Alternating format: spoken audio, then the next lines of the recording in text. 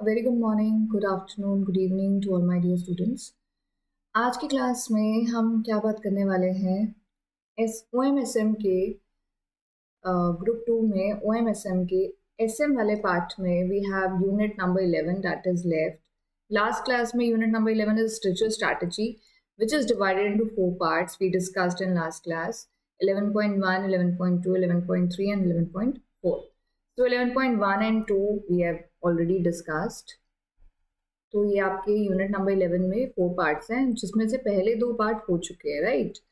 तो उसमें हमने डिजिटल स्ट्रैटेजी, डिजिटल ट्रांसफॉर्मेशन के बारे में काफ़ी बात करी थी कि why there is a need that every organisation shall be digitally transform now, right? So it's a need of an hour कि अब तो हर ऑर्गेनाइजेशन को डिजिटली ट्रांसफॉर्म हो जाना चाहिए. आई यहाँ पे हमारा जो 11.2 है वो बात करता है फॉर कॉम्पिटिटिव एडवांटेज कि कॉम्पिटिटर से आगे रहने के लिए डिजिटली ट्रांसफॉर्म होना ज़रूरी है. ऐसा बात हमने लास्ट क्लास में करी थी 11.2 में. But I feel not only for competitive advantage, now it is become the reason of survival. क्योंकि अब आप सर्वाइवल करना है अगर आपको अपने ऑर्गेनाइजेशन का, तो आपको डिजिटली ट्रांसफॉर्म हो जाना चाहिए, जिसमें से ऑब्वियसली कॉम्पिटिटिव एडवांटेज तो आपको मिलेगा ही मिलेगा. सो 11.2 हमने बात करा था. 11.3 that is innovation and disruptive business models. इसमें हमने बात करी थी बासु 2020 की एंड न्यूयॉर्क टाइम्स से हमें बात करना था New York times digital transformation. Students 11.3 और 11.4 बहुत ईजी हैं क्योंकि इसमें कॉन्सेप्ट तो बताया गया है प्लस सॉल्ट केसेस भी बताए गए हैं कि मतलब इस कंपनी के केस में क्या हुआ था या इस कंपनी ने कैसे इस चीज़ को अप्लाई किया था, वो भी काफ़ी बताया गया है. हम एक दो पढ़ेंगे, बाकी दो आप और रीड कर लीजिएगा. It's for the reading purpose कि हाँ इस कंपनी ने अपने बिजनेस मॉडल में ये अप्लाई किया था, तो what all they how they were successful और how they failed and what they implemented, ये बातें करी गई हैं. ठीक है ना, सॉल्व एग्जाम्पल्स में कंपनीज के. सो that is for the reading purpose. So New York Times digital transformation. In 2013, New York Times implemented a carefully designed paywall and subscription model for their online content that allowed the company to continue to deliver the same type of high quality journalism and content their readers expect while continuing to earn revenue. तो कह रहे हैं case बताते हैं आपको 2013 का, जहाँ पे न्यूयॉर्क टाइम्स ने डिजिटल ट्रांसफॉर्मेशन लाया था. अभी आप भी अगर कल को I don't know whether you will be able to see the transition or not or you remember the transition or not, but I have seen a period where there was no digital transaction or when there was nothing doing digital. अभी ऐसा नहीं है that I am 50 years old, but few years back the digital transformation has taken a paradigm shift in no time. जैसे होता ना कि 50 साल पहले तो ऐसा होता था, अब तो ऐसा नहीं होता. मैं 50 साल पहले की बात नहीं कर रही, I am not a 50-year-old, but what I am trying to say is कि I have seen a period when I was of your age, even when I was doing my CS, that time also we had not so much access. I still remember maybe in the year to the 2010 or 11, or I think thereafter, I did my online transaction. I ordered something from Myntra. Myntra was my first online shopping for clothing, I remember. And still I love Myntra. And तो मुझे ऐसा लगता है, और I think मैंने पता नहीं क्या मंगवाया था कभी, मतलब ऑनलाइन ट्रांजेक्शन ऐसा होता था, अरे हमने ऑनलाइन ट्रांजेक्शन करा, ठीक है ना. तो कंपनीज 2010, 11, 12 में ना ये चीज़ें बहुत न्यू थी, online subscription, online payment, and you know एक पैराडाइम शिफ्ट हुआ है. मतलब कुछ ही सालों में आप देखें, अगर एक ओवर अ डेकेड, मतलब decade is a big time, but over a decade इतना प्रोग्रेस होना is the very is a very different thing, है ना. ऑल ऑफ द सडन इतना पैराडाइम शिफ्ट आ जाना कि अब सब कुछ ही ऑनलाइन है. मतलब you can not even think about online transactions now. मतलब आपको कैशलेस रहने की इतनी अब वो हो चुका है, मतलब इट्स वेरी कॉमन. ठीक है, तो अभी मैंने बोला कि आप कॉम्पिटिटिव एडवांटेज के लिए डिजिटली ट्रांसफॉर्म नहीं होना. Now it is become an need of an hour कि अब तो बहुत जरूरी है कि हर ऑर्गेनाइजेशन को डिजिटली ट्रांसफॉर्म हो जाना चाहिए. 2013 का आपको बता रहे हैं कि न्यूयॉर्क टाइम्स ने पहले ये चीज स्टार्ट करी कि अपने सारे जो रीडर्स हैं, जो जर्नल पढ़ते हैं, उनके न्यूज पढ़ते हैं, उनके लिए एक ऑनलाइन सब्सक्रिप्शन निकाला डिजिटल मोड में आए वो लोग और ऑनलाइन सब्सक्रिप्शन निकाला. This method appears to be working. According to their January 2017 report, they earned a huge revenue, and that really went well for New York Times. That in 2013. Layers of digital transformation. The following 7 layers simplify the task of DT. कह रहे हैं अगर आपको DT करना है ना, जो करने की जरूरत है, मतलब मुझे नहीं लगता कि आजकल कोई भी ऐसी ऑर्गेनाइजेशन है जो ऐसा सोचती है कि हमें डिजिटली ट्रांसफॉर्म नहीं होना. ठीक है, तो अगर आपको डिजिटली ट्रांसफॉर्म होना है तो 7 लेयर्स में बात हो रही है, और ये 7 लेयर्स अगर आप एक ऑर्डर में अप्लाई कर लेंगे तो आपके लिए डिजिटल ट्रांसफॉर्मेशन आसान हो जाएगा. पहला, data integration. Aggregation of business data from reliable sources, including conversion of analog data to digital form and store for easy retrieval, is very important. See, if you are a company and you want digital transformation, तो पहला very first step is, first layer is data integration. आपकी company में कैसा data process होता है, उसको कैसे हम लोग डिजिटली लाएं, right. Data management very important. Data तो सबसे ज्यादा इंपॉर्टेंट है ना. आप सोचो अगर आपकी कंपनी में स्टॉक है, सपोज इन्वेंट्री है, इन्वेंट्री का डेटा इंपॉर्टेंट है या नहीं है? छोटी सी बात है, इन्वेंट्री का डेटा इंपॉर्टेंट है या नहीं है? बहुत इंपॉर्टेंट है. आपकी इन्वेंट्री में कितने गुड्स पड़े हैं, सेमी फिनिश कितने हैं, फिनिश कितने हैं, रॉ मटेरियल कितना है, टाइम टू टाइम पता होना चाहिए या नहीं होना चाहिए. That help the organization to plan their next step. Inventory इतना इंपॉर्टेंट होता है. तो एक इन्वेंट्री का डेटा, फाइनेंसेस का डेटा, आपके HR का डेटा, हर डेटा इंपॉर्टेंट होता है. डेटा पे तो सारी चीजें टिकी हुई हैं. तो डेटा मैनेजमेंट बहुत ज्यादा जरूरी है. अगर आप एक डिजिटली आ रहे हैं तो आप डिजिटल ट्रांसफॉर्मेशन कर रहे हैं अपनी आसानी के लिए, अपनी मुश्किलें बढ़ाने के लिए नहीं कर रहे हैं. आप अगर आप एक अच्छा डेटा मैनेजमेंट नहीं कर पाए और आपके ऑर्गेनाइजेशन को नुकसान हो गया, तो उसका रीजन क्या है? DT, digital transformation. मतलब जहां पर DT, digital transformation, is for the benefit of an organisation, वहां पे DT तो मतलब एक बोलते हो ना, ब्लेसिंग की जगह कर्स बन जाएगा आपके लिए. तो एक लेयर का ध्यान दीजिए कि there is a layer in DT also. The first is that you need to aggregate data, इकट्ठा करो, मैनेजमेंट के बारे में सोचो, वर्क फ्लो ऑटोमेशन. अभी ऑटोमेशन समझते हैं आप क्या है? अभी कंपनी में स्टाफ सो रहा है, लेकिन हम यहाँ पे ऑर्डर प्लेस कर रहे हैं रात को 2 बजे, 3 बजे, सुबह के वैसे 2-3 बजे बोलेंगे आप उसको, 12 बजे, 11 बजे आप ऑर्डर प्लेस करें, प्रोसेस हो गया सामने वाले के पास. मतलब things are working in automation system. ये होना चाहिए प्रोसेस कंपोनेंट, क्योंकि डेटा के लिए चाहिए how to process every component. Platform, how are you integrating your operations with the DT. मतलब आप अपने जो बिजनेस ऑपरेशंस हैं, मैंने बताया ना बिजनेस में बड़े सारे फंक्शंस होते हैं, बट ब्रॉडली हमारे 4-5 फंक्शंस है. फाइनेंस, सप्लाई, सेल, परचेज, ये ऐसे हैं जो मार्केटिंग, ये तो बेसिक फंक्शन है, हर ऑर्गेनाइजेशन में देखे जाते हैं. एंड टू एंड प्रोसेसिंग आपको एकदम वो करनी है कि एकदम क्रिटिकली सिक्योर्ड वे में हो. फ्रंट एंड सॉफ्टवेयर, अब जो हम कस्टमर्स है, हमें क्या दिख रहा है, हमें कौन सा सॉफ्टवेयर दिख रहा है, बैक एंड पे क्या काम हो रहा है, वो तो लेयर्स हैं ही DT की.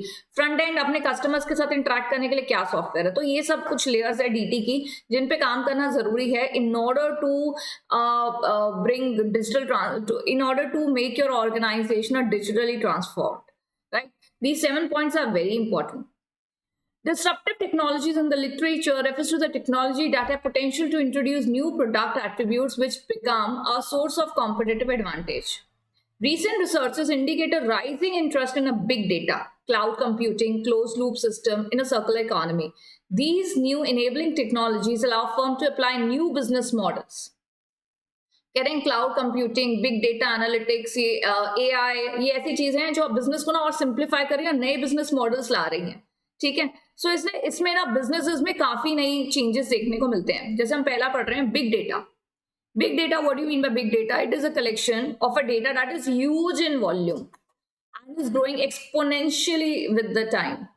It is a data with so large size and complexity that none of the traditional data management tool उसको स्टोर कर सकते. तो बिग डेटा एनालिटिक्स जिसको बोलते हैं, मतलब वो बड़े बड़े डेटा के मैनेजमेंट और इन चीजों पे वर्क करता है. जैसे कि आपका it include stock exchange, social networking site, jet engine etcetera. Stock market देखिए, पूरा देश कर रहा है, कितने करोड़ों लोग इन्वॉल्व है, तो कितना डेटा होगा, बट मैनेज हो रहा है ना big data analytics. Then you have social networking site, Facebook, Instagram, ये सब जो चीजें हैं वर्क कर रही हैं across the world. Across the world, तो आप सोचिए कितना बड़ा डेटा एक्सचेंज हो रहा है. So these three types of big data बोल रहे हैं, जैसे structured, unstructured, semi-structured. Structured data is the data that can be stored, accessed, processed in a form of fixed format. A lot of success has been achieved over a period of time in developing techniques for working with such kind of data. जिसको बोल रहे हैं structured data. Unstructured data बहुत बड़ा data होता है जिसकी कोई categorization नहीं है, और semi-structured मतलब जिसमें कुछ फीचर एक दूसरे से मिलते हैं बाकी नहीं मिलते. तो कह रहे हैं कि डेटा भी ना काफी प्रकार का होता है. एक होता है स्ट्रक्चर्ड, कि सारे एक ही प्रकार के, एक होमोजेनस कैरेक्टरिस्टिक है. अनस्ट्रक्चर्ड मतलब जिसमें कोई भी कॉमन कैरेक्टरिस्टिक नहीं है. एंड सेमी स्ट्रक्चर्ड मतलब कि कुछ चीजें कॉमन है, कुछ चीजें नहीं. Big data can be describe with the following characteristics. पहला वॉल्यूम. बिग डेटा का मतलब है कि वॉल्यूम, ह्यूज वॉल्यूम. तो सबसे बड़ी चीज जो मायने रखती है बिग डेटा, अब आप फिर से बोलेंगे what is big data. Big data processing is a kind of a process जिसमें ऑर्गेनाइजेशन बड़े बड़े डेटा को मैनेज करती है. अभी why is it related to digital transformation? भाई हमें डिजिटल में आना है. अभी आप सोचो एक इंसान है, वो छोले भटूरे बनाता है, ठीक है. वैसे ऑल्दो मैं बड़ी बार छोले भटूरे का एग्जांपल देती हूँ, I don't like it at all, but Delhi में बड़ा फेमस है, छोले भटूरे बनाता है, ठीक है. अब उसके छोले भटूरे बहुत फेमस हो गए. Famous, you know how things get famous overnight. So बड़े फेमस हो गए कि इस लेन में ये इंसान छोले भटूरे बनाता है, ठीक है. तो वो बनाता है, देता है. फिजिकल उसका सेटअप है, कहीं पे भी कुछ ऑनलाइन दूर दूर तक नहीं है. इनफैक्ट वो कैश लेता है, कैश ले रहा. सोचो मतलब बिल्कुल ही डिजिटल नहीं है, उसकी जिंदगी में कुछ नहीं पता उसको. धीरे धीरे उसका बिजनेस बढ़ता है, वो फेमस हो गया ओवरनाइट, एंड उसके रील्स फेमस हो गए.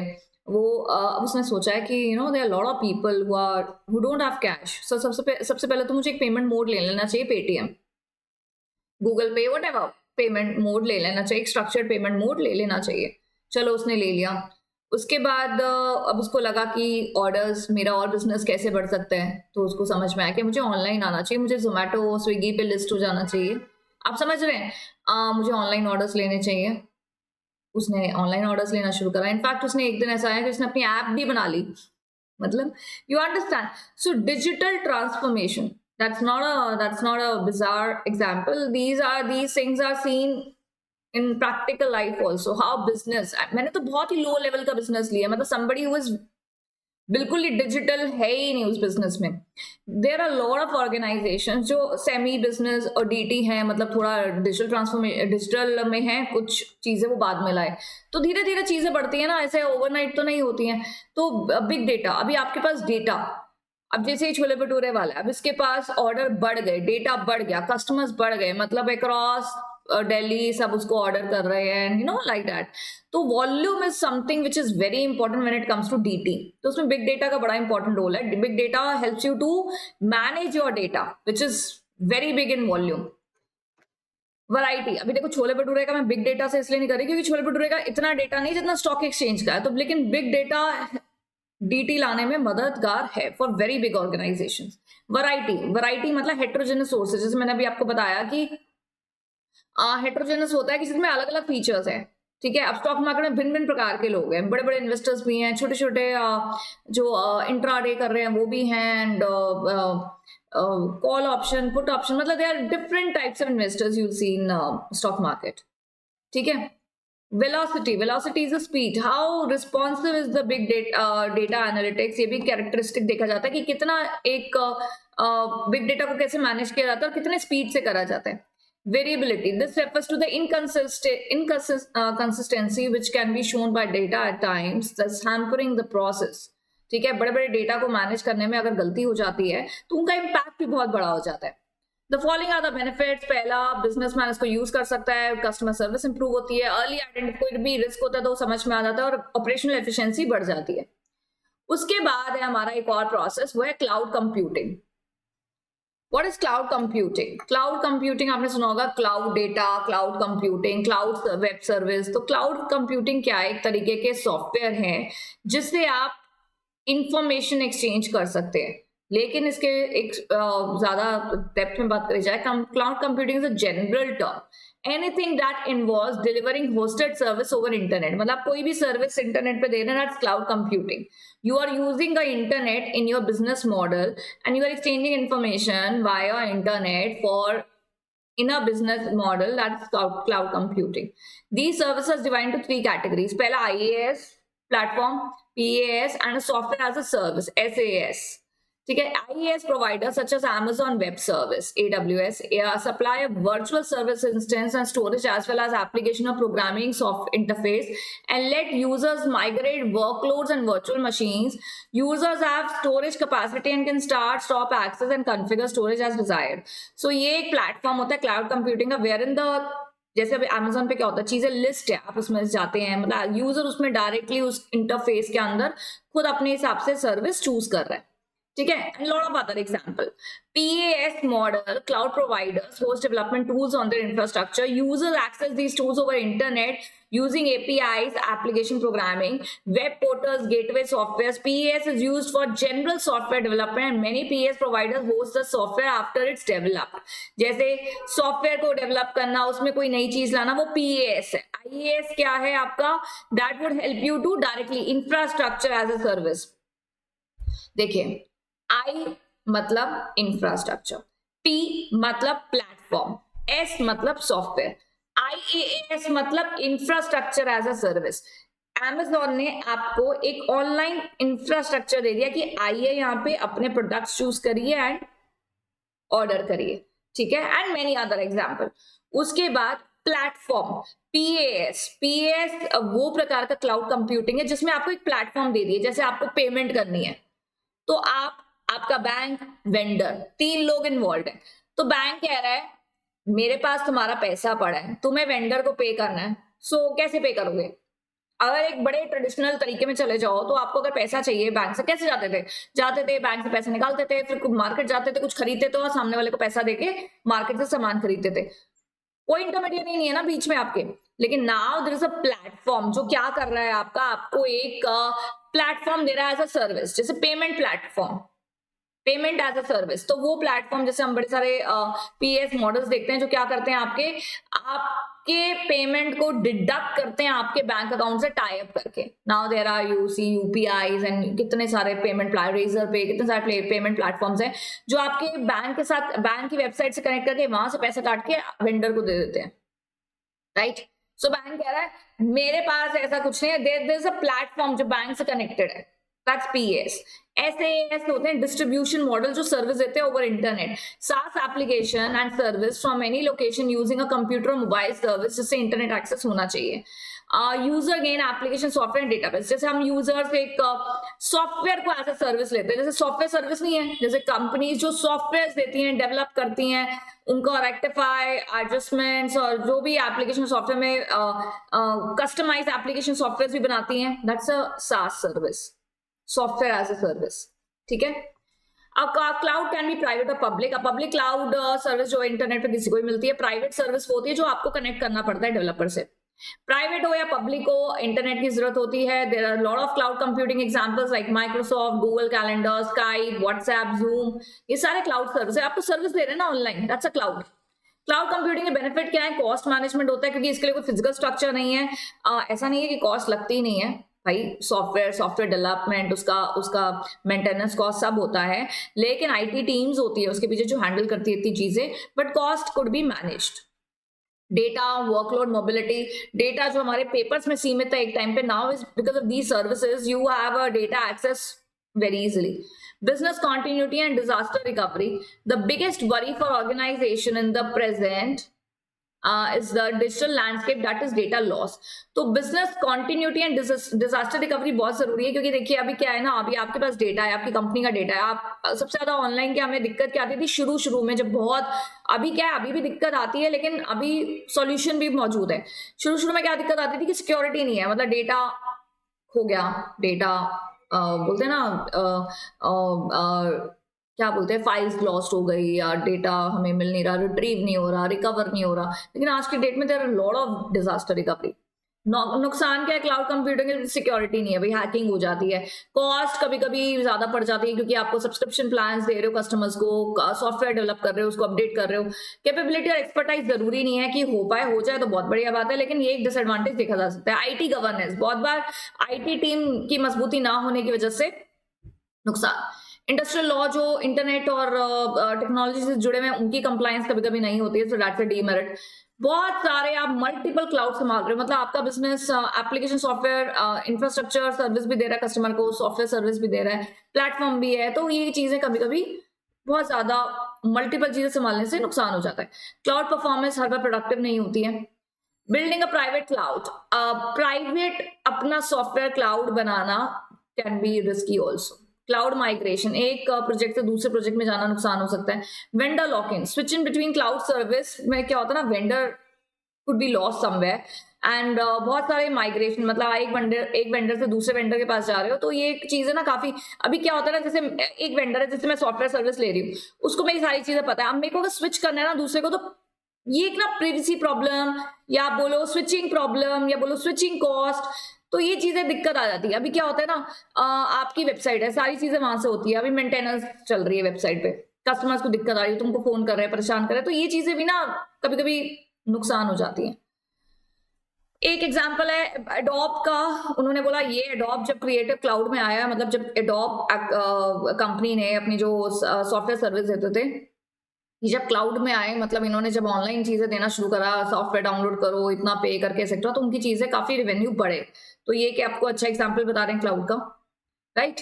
उसके बाद I hope 11.3 is very much clear to you. उसके बाद जो हम कर रहे हैं that is 11.4, emerging trends in digital and social marketing strategies. तो अब हम सोशल मार्केटिंग स्ट्रैटेजीज के बारे में बात करेंगे, बट उसमें क्या तड़का लगा हुआ है डिजिटल का। अभी जो बच्चे आप आजकल के जेनजी हैं वो तो कहेंगे मार्केटिंग डिजिटल के बिना होती कहाँ है, और लेकिन होती थी बहुत काफी समय पहले, काफी भी तो नहीं, बट अब अगर आप एक डेकेड पहले जाएंगे, 15 साल पहले जाएंगे, या एक डेकेड पहले जाएंगे, तो मार्केटिंग डिजिटल नहीं दिखती थी। मार्केटिंग बहुत ही ट्रेडिशनल मोड में ही देखी जाती थी, but digital was not that in height, इतना बसवर्ड नहीं था डिजिटल उस समय, लेकिन आजकल होता है। आजकल में पहला स्ट्रैटेजी देखा गया एआई। अभी एआई को कितना लोग कैसे you know they are always looking up for artificial intelligence. AI is exhibited by machines and systems. They are with the programming in a way that they are processed with all the kind of information. अभी इतने सारे AI tools आ चुके हैं कि मिनटों में आपके काम हो जाते हैं। आपने बहुत बार, आई एम श्योर काफी आपको पता भी होंगे, नहीं भी पता होंगे तो इतना जरूर पता होगा that AI is there in the market. There are 3 levels of AI: narrow, general, super AI. So narrow and general is something जो हर कोई को थोड़ा नॉलेज हो जाता है. Super AI is something that needs to be looked up. Narrow refers to the state of the art with existing software that automates traditional activity and often outperform humans in efficiency, like forecasting weather, autonomous driving. अभी autonomous driving, ये वाले AI में मैं तो गाड़ी में नहीं बैठ सकती जहाँ पे अपने आप गाड़ी अपने AI के हिसाब से सेंसर से चल रही है, नो भाई।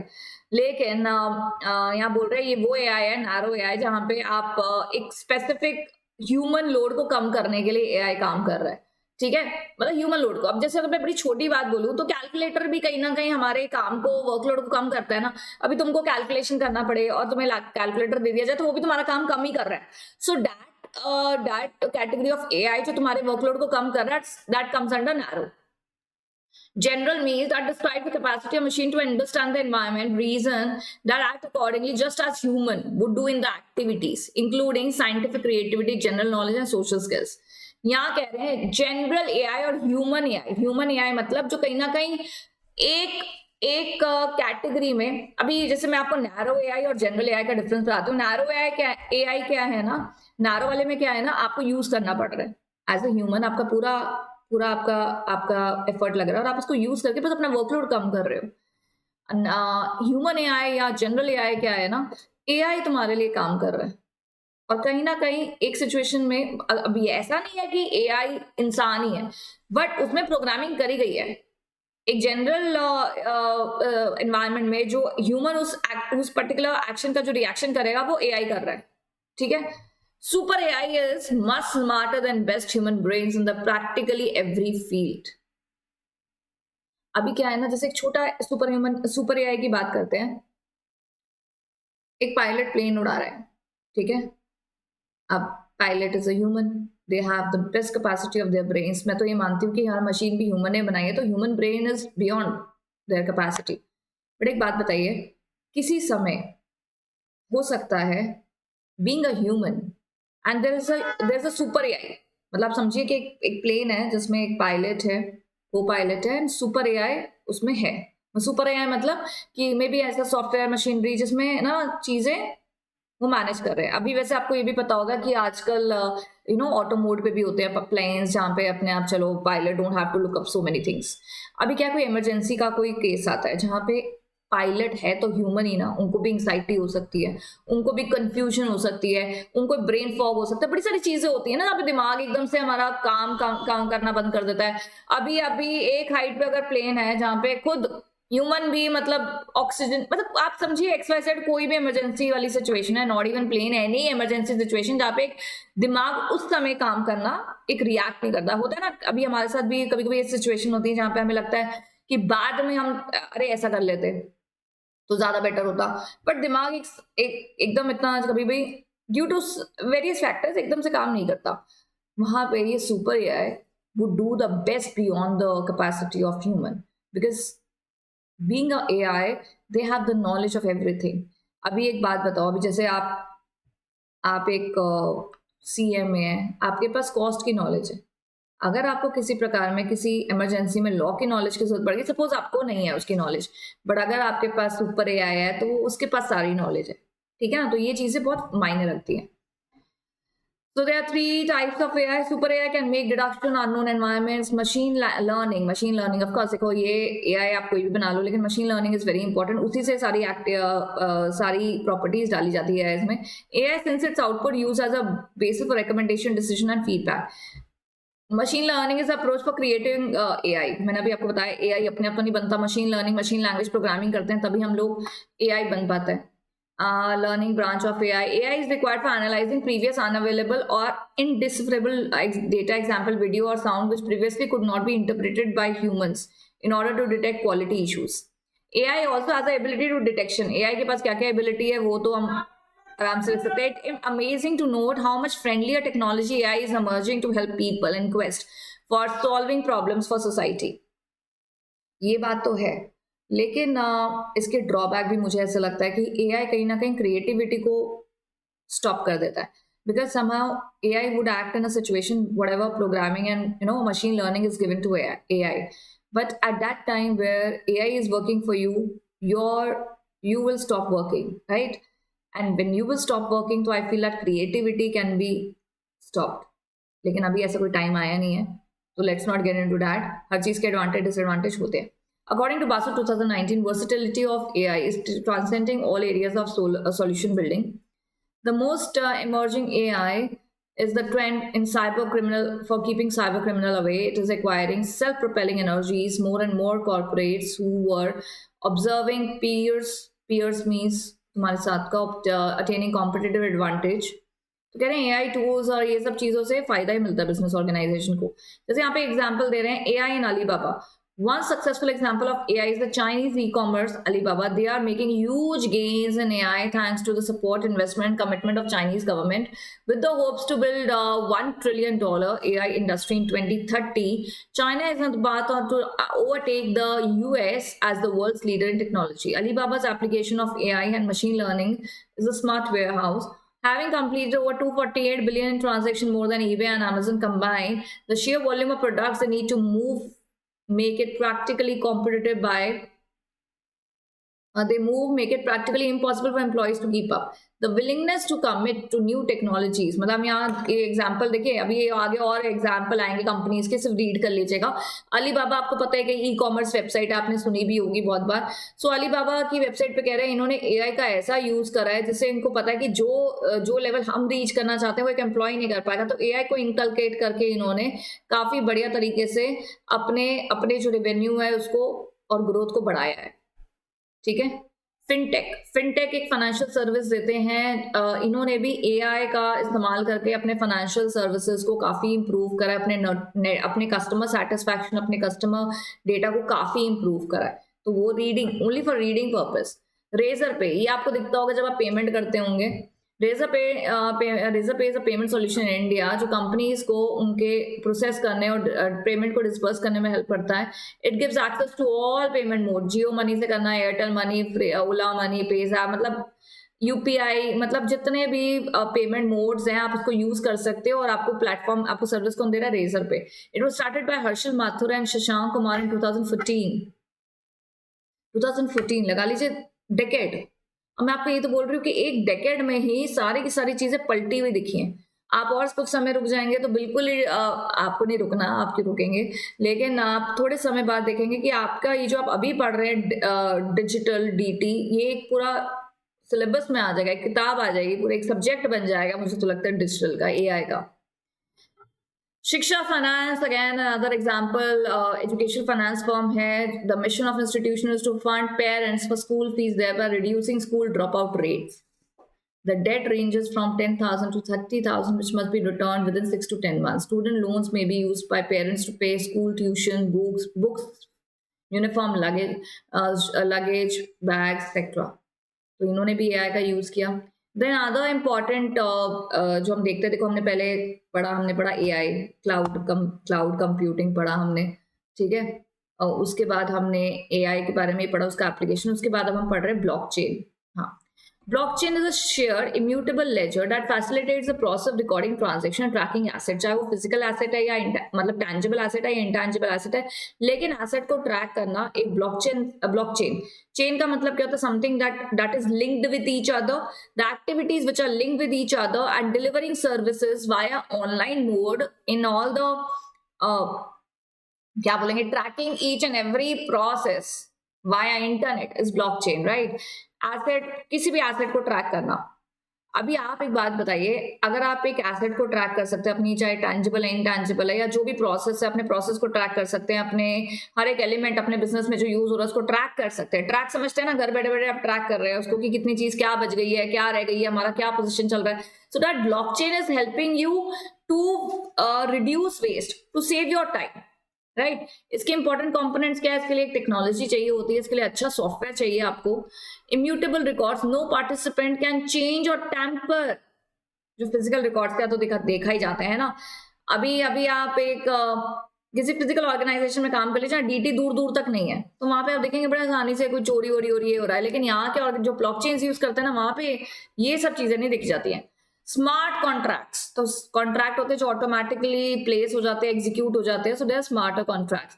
इंक्रीज ट्रस्ट, तो members also increase over network, है ना। अभी क्या है ना, अभी तुम बोलो मैंने कुछ बुक किया, मेरे को कंपनी के स्टाफ ने मेल भेजना है, उसमें 4 दिन लग जाएगा, लेकिन ऑटोमेशन सिस्टम में 2 मिनट में चीजें आएंगी। That will increase my confidence on company, right. तो ट्रस्ट बढ़ता है, सिक्योरिटी अच्छी रहती है, increase efficiency. Blockchain phone spamming के लिए यूज होता है।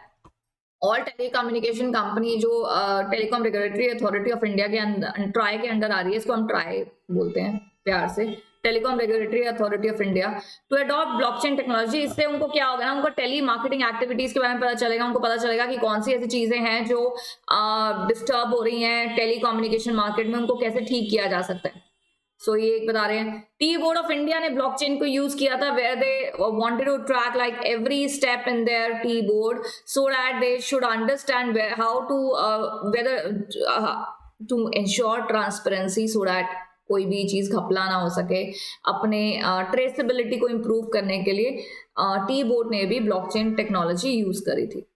According to BASO 2019, giant MNCs like Unilever, Kellogg, Pfizer, AT&T have become anchor brands for IBM's pilot consortium called IBM Media Ocean Blockchain. So ये सारे बड़े बड़े कंपनीज ने blockchain technology use किया हुआ है। In recent use, a large HR hiring agency will deploy a blockchain enable hiring platform to streamline internal process such as secure uploading job seekers profile and their distribution. Efforts are multiplying for gainfully applying blockchain to agriculture also. उसके बाद है robotic process automation. Robotic process automation is a form of business process automation that allows anyone to define a set of instruction for a robot. बस यही रह गया था। Robot platform process automation boards are capable of mimicking most human-computer interaction to carry out a ton of error-free tasks, a high volume and speed. कितनी ironical बात है ना, human ने मशीन बनाई और अब ह्यूमन एरर कर सकते हैं, मशीन एरर नहीं कर सकती। बनाए तो ह्यूमन नहीं है, बट क्या है ना, बात सबसे बड़ी ये है कि मशीन थकती नहीं है। मशीन और कुछ काम नहीं करती है, मशीन सिर्फ वही इंस्ट्रक्शन लेती है जो दिए गए हैं, प्रोग्रामिंग जो करी गई है, तो उसमें एरर फ्री होता है, ठीक है ना। अभी कैलकुलेटर तुमको पता है, तुम गलती कर दो कि कैलकुलेटर गलती नहीं करेगा, उसमें वही प्रोग्राम हुआ है, राइट। सो रोबोटिक ऑटोमेशन सिस्टम भी है जो एक इंटरफेस की तरह काम करता है, जिससे आप एक ट्रिमेंडस सॉल्यूशन दे सकते हैं बिजनेसेस को एक ऐसे ऐसे डिजिटल मॉडल्स लाने के लिए। एंड टू एंड प्रोसेस होता है। बेनिफिट क्या है इससे? टाइम सेव होता है, फ्लेक्सिबिलिटी देखी जाती है, एक्यूरेसी बढ़ती है क्योंकि ह्यूमन एरर कर सकता है, मशीन नहीं। एम्प्लॉय का मोरल बढ़ता है क्योंकि एम्प्लॉय को पता है कि something nothing can go wrong in a company. Detail data, आप डेटा जितना बड़ा डेटा होगा उतना वो बढ़िया। रोबोटिक में जब वो काम कर रहा है तो that is capable of handling any data without error. Basel 2019 mentions that next Russian Soyuz spacecraft will be navigated by humanoid skyboat sitting in commander's chair. It is one of the latest version of Russia's service robot serving all-purpose standing instruction for humans in everything from rescue work to driving cars and now flying into space. अब आपने robotic cars के बारे में सुना होगा, मैं भूल गई कहाँ पे बड़ी अब, लेकिन मुझे लगता है अब ये बहुत बढ़िया कॉमन हो जाएंगी। टेस्ला नहीं था, I may be wrong, but companies are now getting robotic cars wherein the cars are they can sensor and they can drive without a human. So robotic car में बैठना, मैं तो ना बैठूं अभी तो नहीं, लेकिन धीरे धीरे जब ये चीजें और ज्यादा कॉमन हो जाएंगी, इनमें और सिक्योरिटी और ऐसे एक बार पूरा प्रॉपरली एप्लीकेबल हो जाएगा। यही देखो लाइन हम कब बोलते थे जब हम नया ऑनलाइन ट्रांजेक्शन आया था, अरे नहीं हम ऑनलाइन नहीं कर सकते, हम सामने ही पैसे देंगे और सामने ही चीज लेंगे, पहले यही बोलते थे। और अब देखो, अब उल्टा पैसे दे कि हम नहीं कर सकते, the online transaction and online payment is so common. तो अभी तो मैं बेशक बोल रही हूँ ऐसे गाड़ी में नहीं बैठ सकते, नेक्स्ट टाइम और थोड़े टाइम रुक जाओ आप। Digitization of sports. Technology is playing a larger role than ever in lives of die-hard fans and followers, opening the way for sports to create new innovative customer experiences. Partnering with broadcasters and new distribution platform can give fans the experience they want, the capture viewership across multiple devices, including phones. Sports organizations need to strategically leverage the digital media to build direct connections with fans. One way is to partner and broadcaster to master content across multiple channels, which allow for a wealth of real-time marketing opportunities. So यहाँ कह रहे हैं digitisation sports में, देखिए बिल्कुल sports robots नहीं खेल रहे, स्पोर्ट्स तो इंसान ही खेल रहे हैं, बट उसको हर फैन के पास पहुंचाना, हर इंसान को दिख रहा है, वो अपने टीवी से लेके फोन तक हर जगह लाइव शो देख सकता है। So that is like digitization of sports. Internet of Things, IoT is a system interrelated computing device, mechanical and digital machines that are provided with unique identifiers, ability to transfer data over internet.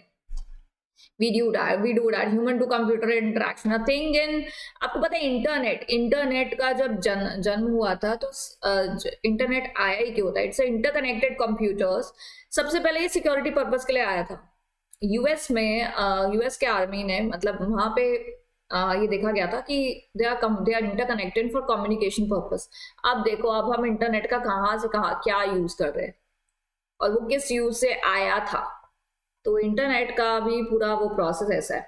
Although the idea of IoT has been existence for a very long time, पर अब वो अलग अलग technology में use होने लगा because of their benefits. These technologies include low cost, connectivity भरपूर है। पहले के टाइम में, मतलब आप मानेंगे, अभी recently I don't no, I WhatsApp पे मैंने एक नंबर निकाल के ना, इंडिया के बाहर I connected with someone, cab person who is like who book cabs abroad. They give cab service outside, and I was like interacting with them ki, how is the weather there, what is the best time to come, and how I will be able to book a cab if I have to go from this city to that city, how much is going to be the charge। मेरे को लगता है उसने, उसका दिमाग खराब हो गया, उसको लगेगा यार ये क्या है ये। तो मैंने ना उससे बहुत ऐसे क्वेश्चन करे to, so then I was like thinking, oh see, it's becoming so easy. The person is sitting like miles away, है ना, different culture, the person only understand English, है ना, and don't even know my language, English का चलो, WhatsApp is the mode of communication. So he sent me the road map, this is the road map, so आपका एक तो मेरे को वहाँ की जगह समझ में नहीं आ रही, मतलब उस जगह का नाम ऐसा है, मतलब अजीब से, पहले मैं नाम बोलना कैसे है वो देख रही, बट मैं बोलना तो नहीं था, मुझे तो लिखना था. I even send the voice messages also, but it was a very seamless communication. So see कितना ज़्यादा हम लोग देखते हैं कि चीज़ें कितनी बढ़ गई है. Connectivity, machine learning, analytics, conversational artificial intelligence, आप देख ही रहे हैं ना आजकल तो ये ChatGPT, tell us about our future, tell us this. तो कितनी एलेक्सा, सिरी, ये तो है ही, Alexa, Siri. Smart lightning, this is another internet things में देखा जाता है. स्मार्ट लाइटनिंग जिसमें schedule for usage of devices जो इंटरनेट का यूज करते हैं, and they are tracking your voice and helping you all the way.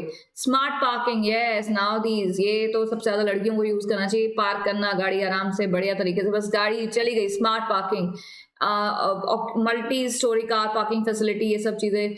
Medical fridges are again internet of things, जिसमें आपको देर आर वैक्सीन्स को store करने के लिए, बनाने के लिए, उनको स्टोरेज के लिए बहुत ज़्यादा मददगार करते हैं. The different types of digital marketing strategies are, पहला सोशल मीडिया प्लेटफॉर्म्स. भाई आपको ये चीज़ें पता है, फेसबुक, इंटरनेट, स्नैपचैट, ये तो आप मुझे पढ़ा दोगे. तो सोशल मार्केटिंग प्लेटफॉर्म्स देखे जाते हैं मार्केटिंग स्ट्रैटेजी में. नेक्स्ट है influencer marketing, another effective way to harness digital channels to reach target audience. मुझे नहीं पता था कि एक समय बाद हम इन्फ्लुएंसर मार्केटिंग बुक में पढ़ रहे होंगे. ठीक है. ईमेल मार्केटिंग, ये पुराना है काफी. कंटेंट मार्केटिंग आप समझते हैं, जैसे कंटेंट को प्लेस करना अपने कस्टमर्स के सामने, so that becomes easy for them to purchase, right. The awareness stage, consideration stage and decision stage. So buyer का ये 3 चीजें होता है. पहले तो उसको समझ में आता है अच्छा ऐसी भी कोई चीज है मार्केट में. दूसरा consideration stage, where he sees whether this particular service उसके लिए सही है या नहीं, फिर वो डिसीजन लेता है. Search engine optimisation marketing, so बस इतना हमारा रह गया. यस, SEO है सर्च इंजन ऑप्टिमाइजेशन मार्केट. यहाँ पे क्या है ना कि आप search engine optimisation when a customer from the above example is conducting research to buy a particular product.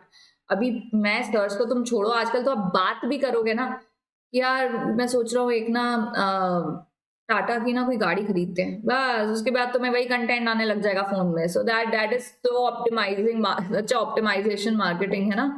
Paper click is a form of paid advertising that allows marketing teams to know the traffic, ये इंसान कितनी बार click कर रहा है. अभी ये नहीं है कि वो तुम्हें ट्रैक कर रहा है, बट ये सर्च इंजन जो होते हैं ना, पेपर क्लिक, इसमें क्या है कि मार्केटिंग टीम्स को पता चल रहा था कि एक इंसान इस साइट पे गया है और इस पे कितने लोगों ने क्लिक करा है इस एडवर्टाइजमेंट, तो उनको डिमांड पता चलती है. Affiliate marketing is a referral programme, आप हमें रेफर करिए, हम आपको ये कमीशन देंगे, आपको ये बेनिफिट होगा, तो रेफरल प्रोग्राम मार्केटिंग चलता है. Affiliate marketing. मोबाइल मार्केटिंग, वही social media, email via mobile application, तो वो सोशल मीडिया ईमेल ही है, बट वाया मोबाइल तो हम उसको मोबाइल मार्केटिंग बोलते हैं. कह रहे ये तो भाई आजकल पूरी दुनिया मोबाइल पे, तो mobile marketing is I would say my personal, ये तो सबसे ज्यादा बढ़िया मार्केटिंग स्ट्रैटेजी होगी. सो ये जरूर आप कर लीजिएगा, एग्जाम में ये जरूर आपको पूछ सकता है, बड़ा सॉर्टेड क्वेश्चन, एक सिंपल क्वेश्चन आ सकता है, what are the different types of digital marketing strategies that are followed, right. तो ये जरूर आप कर लीजिएगा, इससे एग्जाम में क्वेश्चन पूछ सकता है. So this is how like we have completed our unit number 11 also, right students. So इसको करने के लिए मैं ये मानूंगी कि आपका जो SM का 11.3 और 11.4 है बहुत इजी है, ढंग से रीड करना है, 2-3 टर्म्स आपको याद करेंगे बस, तो आप आराम से लिख पाएंगे. This is something you are living in, तो ये आप, मुझे नहीं लगता कि समझना या लर्न करना या लर्न रिटेन रखना बहुत मुश्किल है, बिल्कुल नहीं है. आप ये सब चीजें रोजमर्रा देखते हैं और आपके लिए ये लर्न करना काफी आसान रहेगा, right. And the best part about this subject is that you can write in your own language also. मतलब इतनी गंदी लैंग्वेज नहीं कि बिल्कुल ही बड़ी ऐसे हो, बट थोड़ा सा आप अपने लैंग्वेज में अपने हिसाब से लिख सकते हैं. Not a very jargon language नहीं है यहाँ पे, टेक्निकल टर्म्स नहीं है, राइट. चलिए students, so I see you. Now the subject is over. Unit number 11 is also done. So I would wish you all the good luck with your SM and do revise. जितना आप revision करेंगे एक topic का, उतना अच्छे से आपको retain रहेगा. The only mantra to retain a particular topic is to revise it. और कोई मंत्रा नहीं है. आप अपना जितना नोट्स बनाएंगे उसको रिवाइज करेंगे, that will only benefit you in learning के और कोई बेस्ट तरीके नहीं होते. बच्चे बोलते ना कैसे लर्न करें, कैसे हमें लर्न रह जाए चीजें. रिविजन पहले समझिए, तो रीड करिए, समझिए, understand, and then learn and then revise. Learn करने का सब कोई फायदा ही नहीं है अगर आप रिवाइज नहीं करेंगे. बहुत जरूरी है रिवाइज करना.